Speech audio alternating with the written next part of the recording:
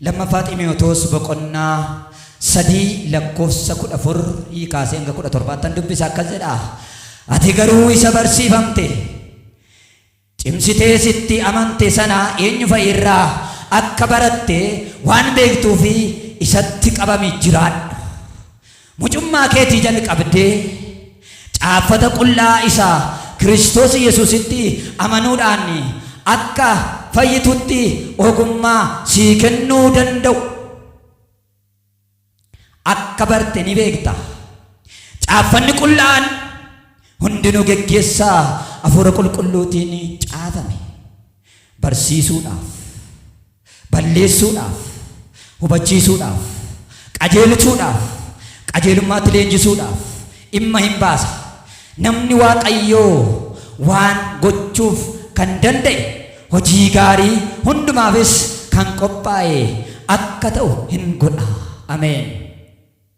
Me ameen jedha. Caalchisaa ameen jedha. Egaa kutaan ergaa kanaa barreessaan kutaa ergaa kanaa Phaawulosi Xiimotewos jechuun isa jalqabaa. Xiimotewos jechuun Waaqayyoon ulfeessuu, Waaqayyoon kabajuu, Waaqayyoon ol kaasuu, Waaqayyoon eebbisuu jechuudha. Xiimotewos maqaansaa Waaqayyoon ulfeessuu jechuudha. Egaa kutaa kana kan barreesse caafata kana kan caafe Phaawulos yoo ta'u innis kan barreesse waggaa araaraa bara 65 hanga 67tti kutaa kana caafe. Kana kan caafe mana hidhaa keessa taa'ee murtiin du'aa tokkotti murteeffame. Murtii du'aatu eeggachaa jiru. Phaawulos murtii du'aatti murteeffamee fi waa'ee murtoo du'aa sanaa utuu fudhatee taa'aa jiru kutaa biyya Roomaa keessatti hidhamee achi keessa taa'eetu jiru. Ergaa kana warra Xiimotewosiif ergaa kana saba sanaa fi biyya kanaaf ergaa kana ta'a hin caafu. Ergaa kana gaafa caafu rakkina keessa taa'ee caafa. Hidhaa keessa taa'ee caafa. Lafa hidhamee jirutti caafa. Akkas jedha. Egaa xalaa kana gaafa barreessu ergaan kun lama Xiimotewos isa duraa isa lammaffaa jedhamee jira. Ani isa lammaffaa irratti dubbachaa jira waan ta'eef ergaa isa duraa erga caafame ergaa isa kanarratti egaa akkanni jedhee barreessu xalaa isheen kun xalaa ishee dhumaati. Oolaa bulaa kan ittiin jedhuun xalaa kana lammaffaa deebisee warra kanaaf yookaanis immoo xalaa kana deebisee caafaaf saba kanaaf. Mana sana keessa mana hidhaa sana keessa taa'u achi keessa taa'u kan inni barreesseef Xiimotewos akka ariifatee gara isaa dhaqu akka inni gara Roomaatti dhaqee Phaawulosin arguudhaaf kutaa sana keessa lafa sana dhaqee akka inni Phaawulosin arguudhaaf Xiimotewos immoo ergaa akkas jedhu caafa. Dafii ariifadhu ariitiidhaan gara koo dhufuudhaaf dhamayyadha. Lammaffaa Xiimotewos 4:9 ariitiidhaan gara koo dhufuudhaaf dhamayyadha. Maaliif jennaan waa'ee biyyichaa waa'ee nabichaa waa'ee sabichaa deebisee itti himuudhaaf wal arganii akka haasa'aniif immoo akkas jedheetu ariifadhu gara koo kottu na arguu dhamayi. Erga jedhee booddee Xiimotewoosin jajjabeessuutti fufe. Erga Xiimotewoosin jajjabeessee booddee immoo akkas jedhee erga Xiimotewoosin jajjabeessee ka'ee booddee immoo waa'ee hojii waldaa sanaa gorsuu itti fufe. Lammaffaa Xiimotewos 2:14 waldaa sanaaf yookaan saba sanaaf waan jedhu gorsuudhaaf yookaanis immoo itti haasa'uudhaaf akkaataa qajeelfamaa akkaataa hojii akkaataa itti sabni kun itti deddeebi'u akkaataa itti saba kana bulchu itti himuudhaaf immoo waamee ittiin waldaa hojii waldaa sanaatti jajjabeessuudhaaf deebisee itti dubbate. Seensarra jira. Isa dhumaa Phaawulos akkas jedhe yeroo rakkisaa amantii dhugaa irraa namoota jallisu isa hubachiise waan dhufuuf. Yeroon dhugaa irraa amantii kiristaanummaa kanarraa namoota yookiinis immoo warra Waaqayyotti amananii warra isa duukaa deddeebi'anii yeroo dhugaa irraa namooti jallifaman yeroo rakkisaa akka jiru saatiin rakkisaa akka jiru kana akka dubattuudhaaf jedheetu Ximootiyoos haasofsiisuu jalqabe. Haleluuyaa. Kanan jedhee dubbadhu garuu hojii gaarii. Ameen. Hojii gaarii. Meesin hojii gaarii jedha. Hojii gaarii jedhaatti dabalaati. Harka looy qabaa maaloo qabaa jedhu hojii gaarii jedha akkasumatti. Namni tokko gaafa hojjechuudhaaf deemu jedhi yookaan karaa gaarii jedhu yoo hojii dhaqa ta'e jedhi hojii gaarii siif haa ta'u nagaadhaan dhaqe hojjedhu jedhaniitu nama hiriyaa yookaanis immoo nama manaa ba'u yookaan ati mana abbaa manaa akkas jedhanii geggeessu maal jechuudhaaf hojii gaarii siif haa ta'u jedhu. Hojii gaarii ani itti dubbachuu barbaadu hojii gaarii ani haasa'uu barbaadu isa kana miti. Isa dhaynee lafa qansiraatti waan hojjennu sana inni hojjetaa mootummaa waan hojjetu inni baratu waan baratu isa kana miti kan haasa'uu barbaadu hojii gaarii Kiristoos duukaa sana oofuun haasa'uu barbaada. Hojii gaarii isa karaa Kiristoos jireenyatti nu geessuun dubbachuu barbaada. Hojii gaarii isa ulfinatti nu geessuun dubbachuu barbaada. Hojiin gaarii jireenya qajeelummaa yaada garaa qullaa'aadhaan Kiristoos duukaa bu'uudha.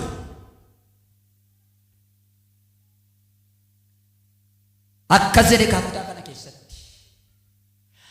Ati garuu jedhe Ximootiyoos isa barsiifamte kana cimsitees akka itti amanamte beekuuf isa barsiifamte kana eenyurraa akka baratte eenyurraa akka fudhatte eenyu akka si barsiise adda baafattee beekta. Mucummaa keetii jalqabdee daa'imummaa keetii jalqabdee Ximootiyoos amanaadha. Haati isaa abbaan isaas amanaadha. Utuu isaan amananii jiranii Phaawulos Ximootiyoosiin wal bare. Malee haaraan amansiisa. Amaneetu jiru. Erga jedhee booddee seensa nama dudubbachaa oole kanarratti kutaa kana keessatti eenyurraa akka baratte eessaa akka baratte akkamitti akka baratte cimsitee adda baafattee beekta. Kanaaf immoo isa kanatti immoo cimsii jiraan. Isa amanteetti cimsii jiraan. Ameen ameen. Isa amante kanatti cimsii qabame jiraan. Wallaansoo biyya lafaa kanaa waan itti amanan irraa nama fottoskuu barbaada. Wallaansoon biyya lafaa waan Kiristoos duukaa akka hin deemne akka hin tarkaanfanne akka isa wajjin hin jiraanne kan godhu baay'ee isaatu jira. Lakki garuu ati cimsii isa duukaa bu'i. Isatu jireenyadha. Isatu karaadha. Isatu dhugaadha. Cimsii isa duukaa bu'i.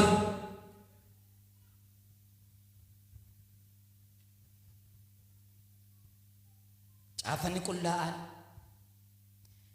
isa Kiristoos Yesuusitti amanuudhaan akka fayyitutti ogummaa siif kennuu danda'u barte.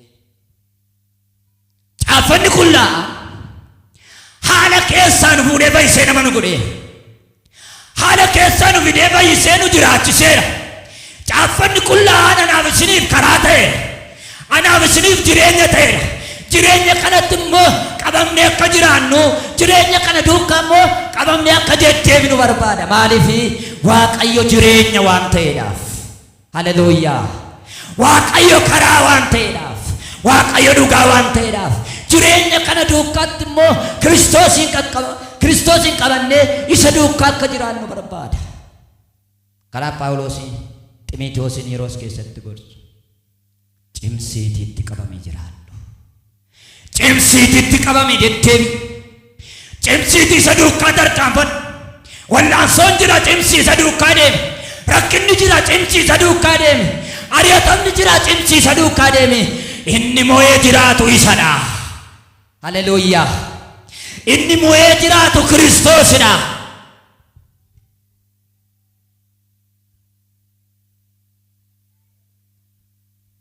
erga kana jedhee booddee caaffanni qullaa'aan hundinuu geggeessaa hafuura qulqulluutiin barreeffame. Geggeessaa hafuura qulqulluu isa Waaqayyo isaanitti dubbateen barreessani, isa Waaqayyo isaanitti himeen barreessani, ergamoonni kan barreessani, duuka buutonni kan barreessani, isa Waaqayyo isaanitti kenne sagalee dhaga'uudhaani, mul'ataani, Waaqayyo irraa fuudhanii geggeessaa isa Waaqayyo isaan geggeessu geggeessaa hafuura qulqulluudhaan barreessan. Yaadni namaa keessa hin jiru. Utuu yaada namaa keessa jira ta'e macaafni qulqulluu irra nuun teenye wal wajjin hin dhageenyu. Macaafni qulqulluu kun nama fayyisuu hin danda'u ture, du'aa kaasuu hin danda'u ture. Sababiin isaa maal ree? Humna Waaqayyoo as keessa jira. Ameen. Humni Waaqayyoo si keessaa jiraatu, humni Kiristoos sin keessaa jiraatu, humni Waaqayyo Abbaan Ilmaa Hafuura Qulqulluu sin keessaa jiraatu. Gaafa humni isaa nama keessa jiraate waan hundumaatu sirrata. Isa wal caaleetu wal qixxaachuu jalqaba. Isa bu'aa bayii ta'etu wal qixxaachuu jalqaba. Isa karaan jajallaa ta'etu sirrachuu jalqaba. Kanaaf ganama kana nan jedha, humni Waaqayyoo sin keessa haa jiraatu. Kanaaf hojii gaarii jechuun jireenya qajeelummaa yaada garaa qullaa'aadhaan Kiristoos duukaa bu'uudha. Jireenya qajeelummaa isa hammina of keessaa hin qabne, isa soba of keessaa hin qabne, isa dhugaa ta'e, isa sirrii ta'e, isa jireenya ta'e, isa hundumaa of keessaa qabu, isa jireenyaa, isa dhoksaan waan hundumaa keessa jiru duukaa bu'anii deddeebi'uudha. Duuka buutuun tokko erga Kiristoos duukaa bu'e Kiristoosiin fakkaachuu qaba. Waan biraan jiru. Sabni Kiristoosin duukaa bu'e Kiristoosin fakkaatee deddeebi'uu qaba. Sabni dhugaa beeku waa'ee dhugaa Kiristoosin lallabuu qaba.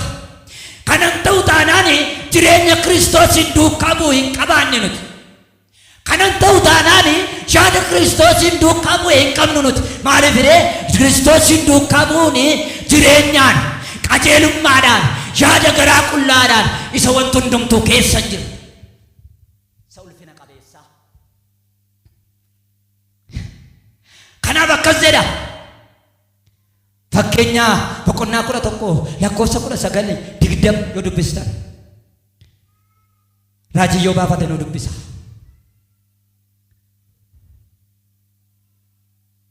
Qajeelummaa yaada garaa jireenya wanta hamaa duukaa bu'uun garuu du'atti nama geessa.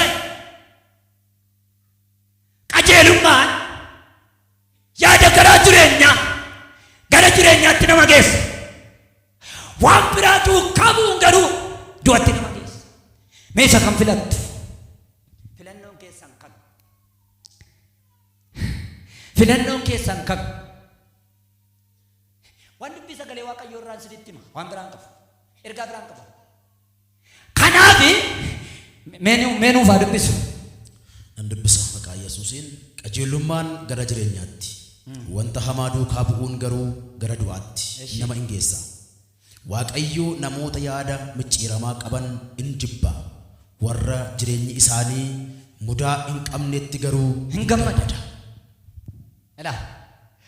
Waaqayyo warra yaada micciiramaa qaban maal godha? Hin jibba. Nuuf hin galle malee yaada micciiramaadhaan yoo du'a Kiristoos duukaa deddeebina taane Waaqayyo nama wangeelaa biqilaa asirra dhaabachuu koo miti. Jireenyatti akkan galu barbaade waan ta'eef nan barbaadu. Yaada micciiramaan deebitaan. Yeroo baay'ee namni fakkeenya nama fudhachuu hin ta'u, ofii fakkeenya fudhachuu wayya malee. Maaliif ree? Kanaafiyyuu yaada micciiramaadhaan Kiristoos duukaa deddeebi'uun hin danda'amu. Waaqayyo warra mudaa hin qabnetti gammada, warra yaada gaarii, qajeelfama gaarii, karaa gaarii Kiristoos duukaa bu'anitti gammada Waaqayyo.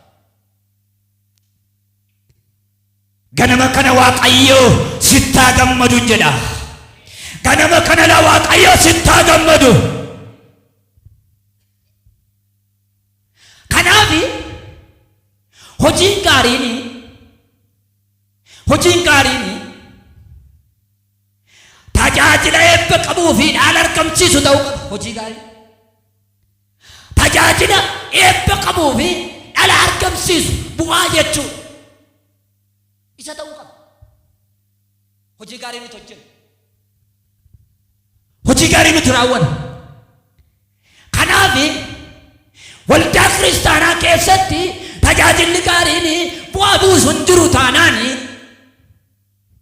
tajaajilli waan sirrii hojjetu tokko hin jiru taanaan du'a gatiin qabu. Maaliif dubbii sagalee Waaqayyootu jedha waan ta'eedhaaf. Maaliif dubbii nuti irraa barannu dubbii jireenyaa kana nutti hima waan ta'eedhaaf.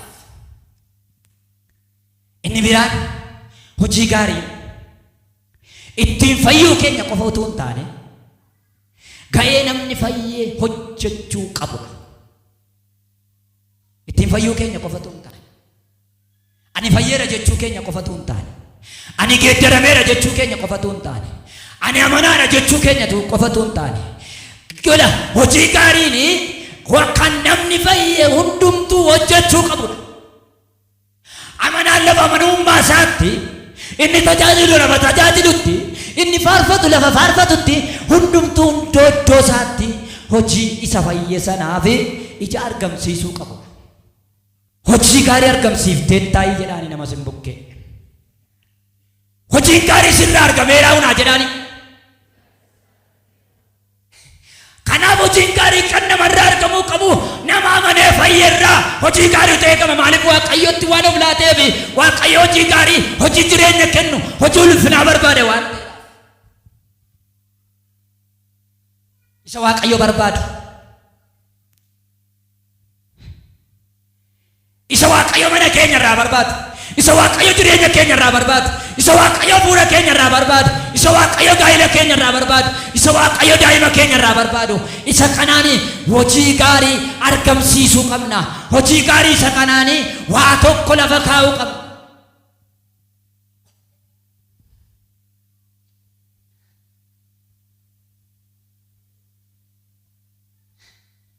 Inni biraa hojii gaarii hojjechuun keenya Waaqayyoon gammachiisa. Namootatti toluu yoo baate illee, warra kaanitti toluu yoo baate illee, ofii keenyaatti nutti toluu yoo baate illee, wanti nuti keessa oollu kun, wanti nuti keessa jirru kun yoo nutti toluu baate illee, hojii gaariin Waaqayyoon gammachiisa. Waaqayyo sittaa gammadu, Waaqayyo mana keettaa gammadu, Waaqayyo jireenya keettaa gammadu, Waaqayyo hojii keessa gaarii sanattaa gammadu, Waaqayyo sittaa gammadu. Nama gammachiisu tokko hin ulfaata. Warra gaarii dha borimmoo hin badeedha waan ta'eef Waaqayyoon gammachiisuun garuu hojii gaarii hojjechuudha. Waaqayyoon gammachiisuun garuu hojii ulfina qabeessaa isa Waaqayyoon irraa barbaadu, isa Waaqayyo isin irraa barbaadu, isa Waaqayyo waldaa kiristaanaa irraa barbaadu, isa Waaqayyo geggeessitoota irraa barbaadu, isa Waaqayyo tajaajiltoota irraa barbaadu hojjechuu. Isa dhugaa, isa karaa, isa jireenyaa, isa ulfina qabeessaa, isa Kiristoos duukaa nama deemsisu, isa Waaqayyo faana nama tarkaanfachiisu, isa dhaaltuu mootummaa Waaqayyoo sanaan nama ga'u. Hin darba wanti nuti ilaallu kun hundumtuun sokka. Hin darba wanti nuti keessa jiraannu kun hundumtuun deema. Biyyi lafaa kun darabaadhaan. Kanaaf biyyoon iddoon isiniif qopheessanii Waaqayyoo gaafa ol ba'e iddoon kan keenya iddoo jireenyaa isa oliiti. Lafa kanarra garuu darabaadha hammi nuti jiraannu. Lafa kanarra garuu darabaadha hammi nuti keessa deddeebinu. Kanaaf maaliifan jechaa jira yoo jettani, jireenya hojii ulfina qabeessaa, jireenya hojii Waaqayyo nurraa barbaadu, isa Waaqayyo nutti kenne hojjechuudha. Nama kamittuu Waaqayyo hojii tokko tokkoon waan itti kenne qaba. Safaree gaafa nutti kennu safaree nurraa fuudha. Fakkeenyaaf geggeessaan tokko waan hojii warra hojjettoota isa jala jiran hojjettoota isa hojiin hojjetanitti waan kennu qaba. Deebisee waan itti kenne sana bu'aa isaatiin waan irraa fuudhu qaba. Waaqayyo hojiin anaaf isinitti kenne qaba. Ija hojii sanaaf immoo Waaqayyo nu gaafata. Ameen. Hojii gaariin inni biraan ija yookaan firii namoonni Waaqayyoo kamillee godhachuu qaban. Ija firii namni barate tokko waan barate sanaan firii barumsa isaa agarsiisuu barbaada. Ittiin hojjetee riisarchi garaagaraa fidee wantoota garaagaraatiin waan barate sana tokko lama kaa'uu barbaada. Kanaaf iyyuu hojii gaariin kamillee amanaa namni Waaqayyotti amane kamiyyuu hojii gaarii sanaaf maal gochuu qaba? Hojjechuu qaba. Hojii gaarii isa Waaqayyotti kenne sanaaf namni kamillee hojjechuu qaba. Isa sitti kenne, isa sinitti kenne, siniif Waaqayyo bichaatu beeka. Dubbii sagalee Waaqayyootu jedha waan ta'eef, waan dubbii sagalee Waaqayyoon dubbadha waan ta'eef. Hojii gaarii hojjechuun nurra jiraata.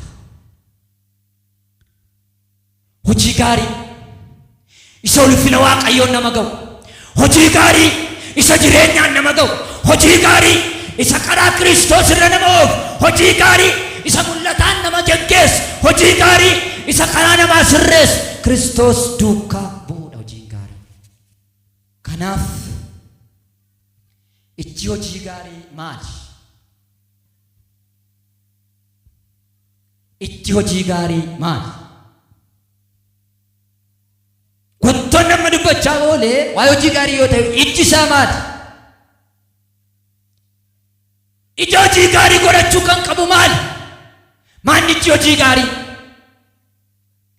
Inni jalqabaaf inni hangafaa fayyina ofii keenyaa mirkaneeffachuudha.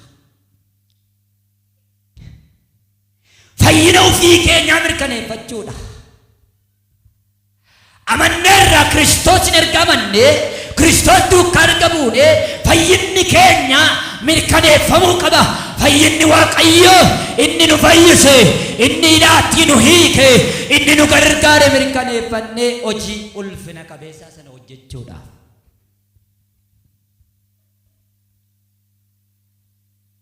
Mirkaneeffachuudha. Fayyiteetta? Waaqayyo si fayyiseera. Fayyina keessa deddeebi'aa jirta. Karaan kee fayyaadha. Manni kee fayyaadha. Jireenyi keessa fayyaadha. Wanti isin keessa jiraattan fayyaadha. Fayyina ofii erga mirkaneeffannee booda hojii gaarii nurraa barbaada Waaqayyo. Hojii isatti tolu barbaada Waaqayyo. Hojii qajeelfama sirrii barbaada Waaqayyo. Ximeetiyoos 1:4 Efesoon yoo argattan naa dubbisa.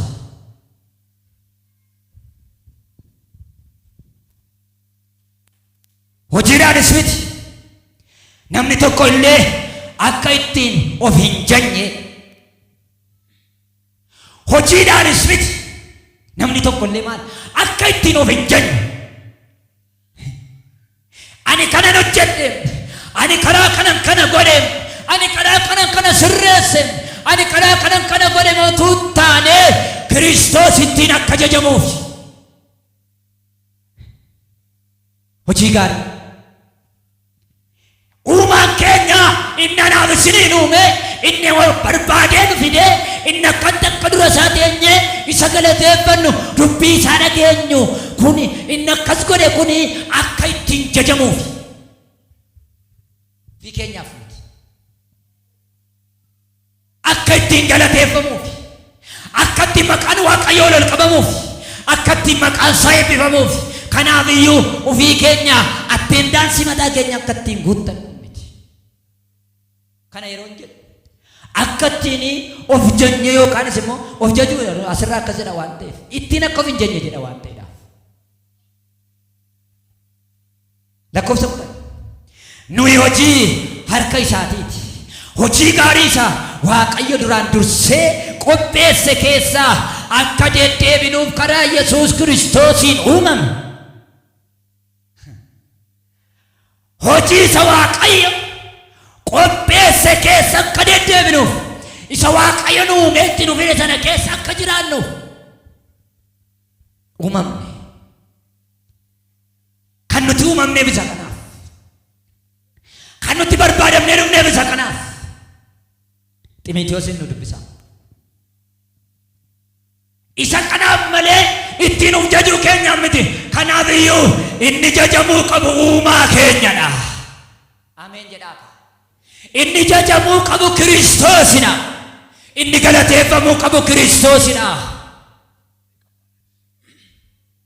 Waaqayyo fayyisaa nama hundumaati. Waaqayyo fayyisaa nama hundumaati. Addumaan immoo fayyisaa namoota amantootaati. Addumaan immoo fayyisaa amantootaati warra akka keenya. Nuyi abdii keenya Waaqayyo isa jiraataa irra kaa'anneerra. Nuni abdii keenya Waaqayyo isa jiraataa irra kaawwanneerra. Abdii biraa qabu. Kanaafis kanatti in dadhabna in dhamaanas. Kanaafis isa kanatti dadhabnee dhamaan. Waan biraa maal goona? Kanaafis isa kanatti dadhabnee hojjenna. Kanaafis isa kanatti dadhabnee hojii ulfina Kiristoos itti nu waame sanatti dhamaan. Waaqayyo fayyisaa nama hundumaati. Addumatti immoo kan amantootaati. Meerka keessa dolkaasaa Waaqayyo fayyisaa kooti jedhaasin. Waaqayyo fayyisaa kooti jedhaasin.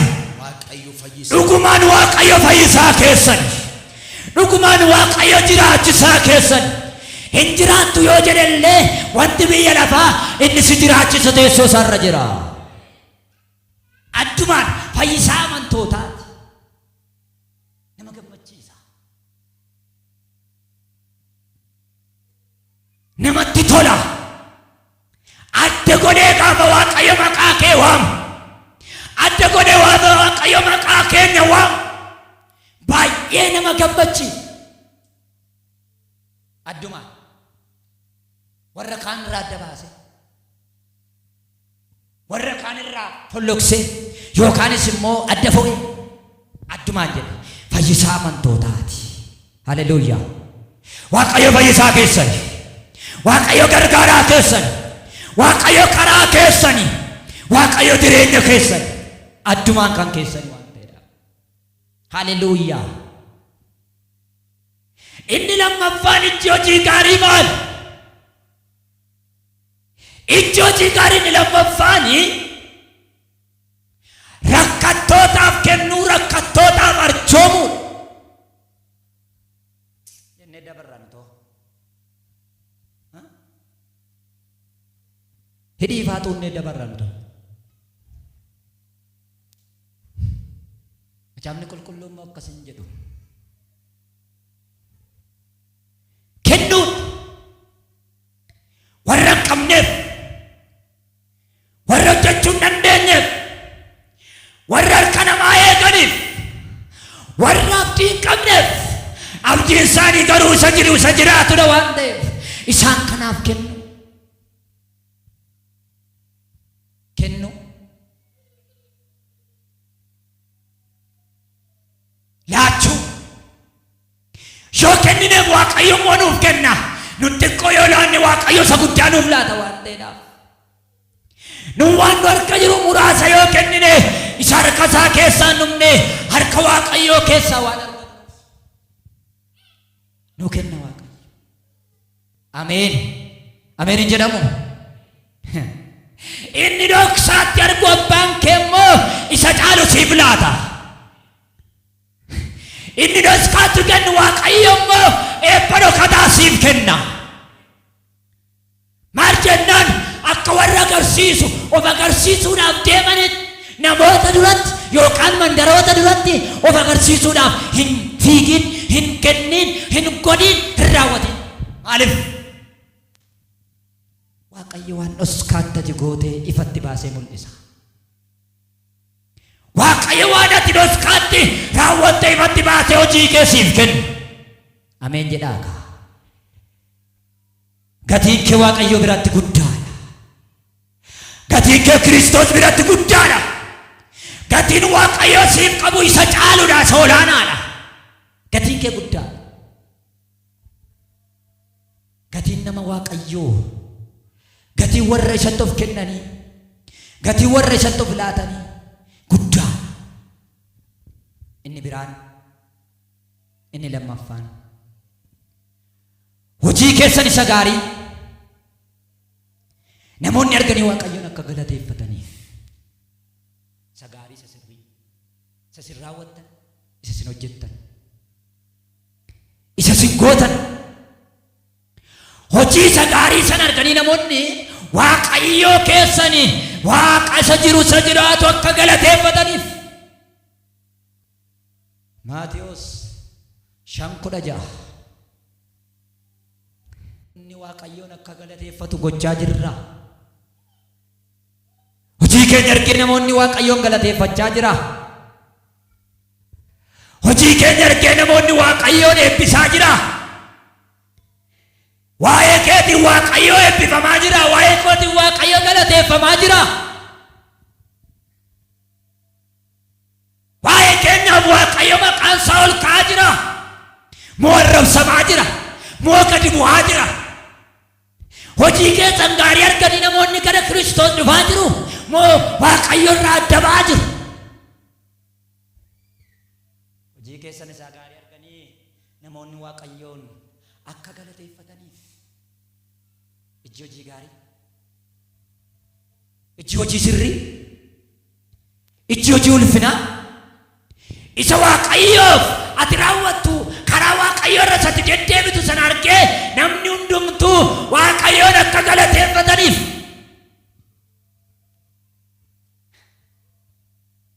Daani'eel mootii dura dhaabateen isatti gochaa jirtu kana hin godhu. Isatti kufi jettee sagadii jette kanaaf ani kufee yoon sagade hin danda'u. Innan kufee sagaduuf teessoo isaarra jira. Ameen hin jedhamu. Maali jennaan innati jettu sirrii miti. Inni jedhu garuu sirriidha. Bifa tolchee, bifatti godhee, babbareechee kottaa sagadaannaan lakkee. Nyaata qopheessee nyaadhaannaan akaayinan jira. Erga kanan gootu ta'e obboleettiin gollee jala dubbatteetti. Erga kanan gootu ta'e jedhaniitu boolla leencaa qopheessanii geessanii achitti darbatan. Maaliif jennaani maqaan Waaqayyoo isaa akka arrabsamu barbaadani. Garuu lakki leenci isa tuquu hin dandeenye. Ameen jedhaa. Leenci isa tuquu hin dandeenye, isa nyaachuu hin dandeenye. Maali jennaan Waaqayyotu wajjin jira. Haleluuyaa. Laa yoo gadi bu'aa fakkaatte iyyuu Waaqayyo si wajjin jira. Yoo waan abdii hin qabne fakkaatte iyyuu Waaqayyo si wajjin jira. Yoo rakkataa fakkaatte iyyuu rakkataa miti sooressa badhaadhaadha Waaqayyo si wajjin jira. Haleluuyaa. Waaqessi Waaqati goote sati tolfamaa kana hin barbaadonnaan geessanii darbatanii. Daani'eel boraafatee bulee, mootiin garuu hirriba malee bulee. Namni Waaqayyoon qabu lafa gogaarra ciiseetu boqonnaa qaba. Namni Waaqayyoon hin qabne garuu firaashii gaarra ciiseetu waan lalaa bula, fooqaa bula, rakkachaa bula, abjuun taane keessa bula. Warri Waaqayyoon amanatan waan gaarii argu. Nan arga jedhaasi.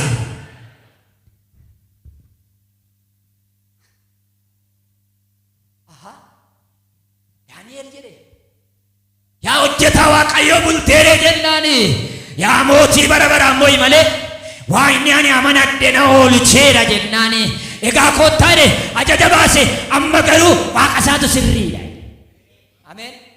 Lakkennaan innaan Waaqa isaatu sirriidha. Isatu dhugaadha. Isatu waaqeffamuu qaba lakki. Nutoon dogoggorree kaasaa iddoo kana. Karaa keetiin mandara jallootaa keessaa waa haa ka'u. Haleluuyaa. Karaa keetiin waa buqqa'ee haa sokku'e. Ila humna biddaa tokkoon karaa kee wanti sabara jeeqe, wanti biyya jeeqe, wanti naannaa jeeqe buqqa'ee haa sokku.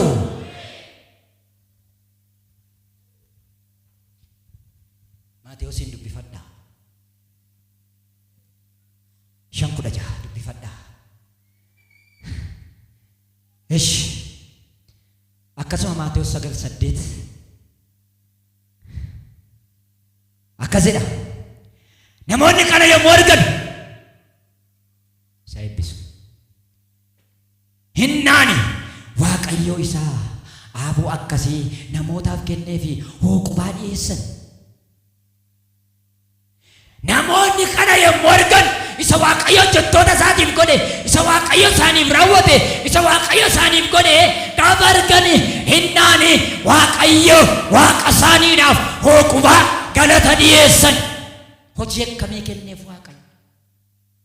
Hojii akkamii raawwate Waaqayyo? Wanti Waaqayyotti kenne kun maali? Wanti Waaqayyo isaaf godhe kun maali? Jedhaniitu fuula Waaqayyo isaanii dhaqanii Waaqayyoon galateeffatan. Jiraataadha Yesuus. Mee ameen jedhaa. Guddaadha Waaqayyo. Hojii gargee Waaqayyoon namoonni galateeffachuu jalqabu. Isatti hojjettu hojii ulfinaa sana argee Waaqayyoon namoonni galateeffachuu jalqabani. Maalinnaan hojii isaaniitu sirriidha.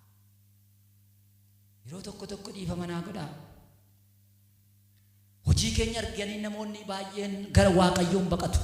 Hojiin keenya Waaqayyoon galateeffachiisuu qaba malee Waaqayyoon arrabsiisuu qaba. Hojii nuti hojjennu wanti nuti raawwannu hin arfaffaan tajaajila namootaaf godhamu, tajaajila jaalalaan namootaaf godhamu, tajaajila jaalalaan namootaaf godhamu. Ibroota boqonnaa 9, Ibroota boqonnaa 6 lakkoofsa 9 dhiifama. 6 lakkoofsa 9 hanga 10. Tokkoffaa Tasalonqee 1 lakkoofsa 3. Tokkoffaa Tasalonqeen dubbisa. Ibroota dubbifadhaa. Fuula Waaqayyoo keenyaa fi abbaa keenyaa duratti hojii amantii keessanii jaalalaaf dadhabuu keessan Gooftaa keenya Yesuus Kiristoosiin abdachuutti jabaachuu keessaniinis hin yaadanna. Fuula Waaqayyo Gooftaa keessanii, fuula Waaqayyo abbaa keessanii. Elaa meerra deebi'een dubbisa al tokko.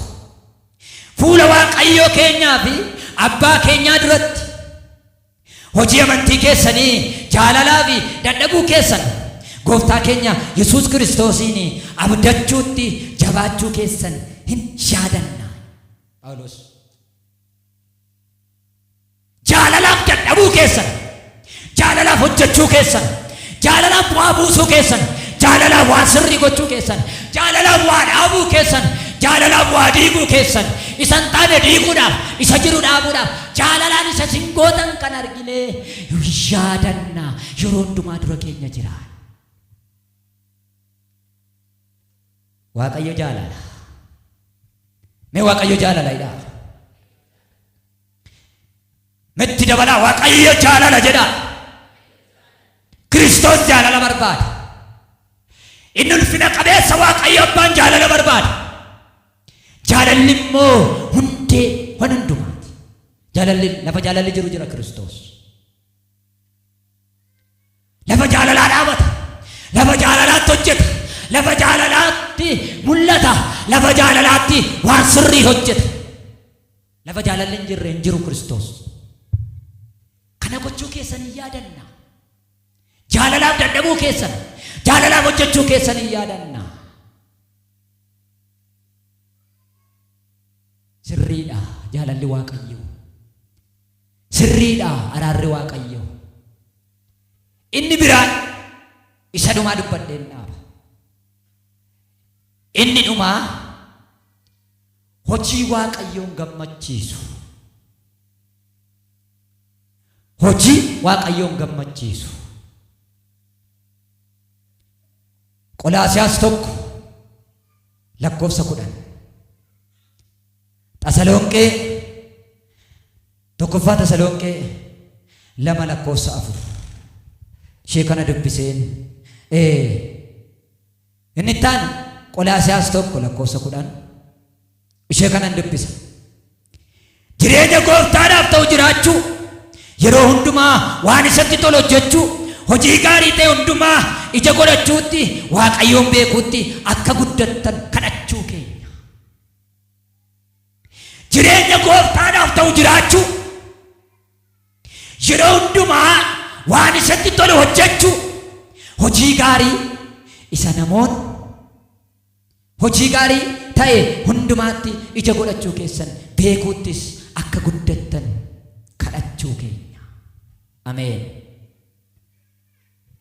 Meel tokko harka keessan ol kaasaa akkas jedha. Hojii gaarii hojjechuu kan danda'u na gargaari jedha. Itti dabaladhaa si'a tokko hojii gaarii hojjechuuf na gargaari jedha. Hojii gaarii hojjechuu akkati dandeessuuf Waaqayyo Waaqarraa si haa gargaaru. Waaqayyo Waaqarraa si haa gargaaru. Kana irratti dubbadhu. Timoteewos lammaffaa 3:14-17. Inni tokkoffaan fayyina ofii mirkaneeffachuudha. Lammaffaan rakkattootaaf arjoomuu yookaan kennuudha. Inni sadaffaanii hojii keessan isa gaarii arganii namoonni Waaqayyoon akka galateeffatan yookaanis immoo akka jajatanidha. Inni arfaffaan hojii jaalala, tajaajila jaalalaa namootaaf godhamuudha. Inni shanaffaaf inni dhumaanii hojii Waaqayyoon gammachiisudha. Sadhageenyi Waaqayyo nuuf haa eebbisu.